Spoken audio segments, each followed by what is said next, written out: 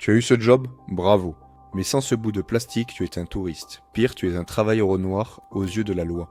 Le permis G n'est pas une option, c'est ton droit de passage. Voici comment l'obtenir. Tu as passé les entretiens, tu as négocié ton salaire et tu as signé ton contrat. Félicitations, tu as fait 50% du chemin. Les 50% restants, c'est de la paperasse. La Suisse est un pays d'ordre. Si tes papiers ne sont pas carrés, tu vas passer un mauvais quart d'heure. Beaucoup de nouveaux frontaliers paniquent. Est-ce que je peux commencer sans le permis? Quelle banque choisir? Et la sécu? Respire. C'est une procédure standardisée. Aujourd'hui, je te donne le starter pack du frontalier. Les 4 piliers administratifs à verrouiller avant même de poser tes fesses sur la chaise de ton bureau. Le pilier numéro 1, le permis G. C'est quoi? C'est une autorisation de travail pour les résidents pour la zone frontalière de l'Union européenne. La durée de validité est de 5 ans. La question que tout le monde se pose, c'est à moi de le demander? La réponse est non, dans 90% des cas. C'est ton employeur qui fait la demande auprès de l'Office cantonal de la population, l'OCP à Genève. Ils vont te demander une photo format passeport, une copie de ta carte d'identité et un justificatif de domicile en France, une attestation de résidence. Pour le délai, ça prend du temps, entre 3 semaines à 2 mois, pour recevoir ta carte physique. Mais le hack, tu peux commencer à travailler sans ta carte. Ton employeur te donnera une attestation de dépôt de demande. Garde ce papier toujours sur toi. C'est ton totem d'immunité en cas de contrôle de police ou de douane. Le coût est environ de 60 francs, souvent payé par l'employeur, parfois déduit de ton premier salaire. Le point numéro 2, c'est le compte bancaire. Ton employeur va te demander un IBAN pour verser tes francs suisses. Ne jamais donner ton IBAN français, commençant par FR. Pourquoi? Déjà de 1, ça fait amateur. 2, les frais de virement internationaux vont te massacrer. Et 3, le taux de change sera décidé par la banque, pas par toi.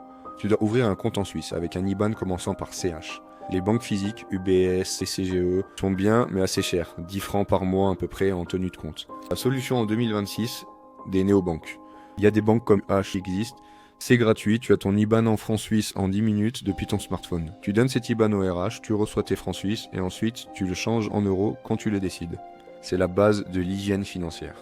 Le pilier numéro 3, on en a parlé dans une autre vidéo, l'AMAL vs CMU. Mais voici ce que tu dois savoir pour l'administratif. Tu as 3 mois à partir de ton premier jour de travail pour choisir. C'est le droit d'option. Si tu ne choisis pas au bout de 3 mois, la Suisse t'affilie d'office à l'AMAL, souvent chez un assureur très cher. Et tu payes les arriérés d'un seul coup. Ça fait mal. Dès la première semaine, fais tes calculs.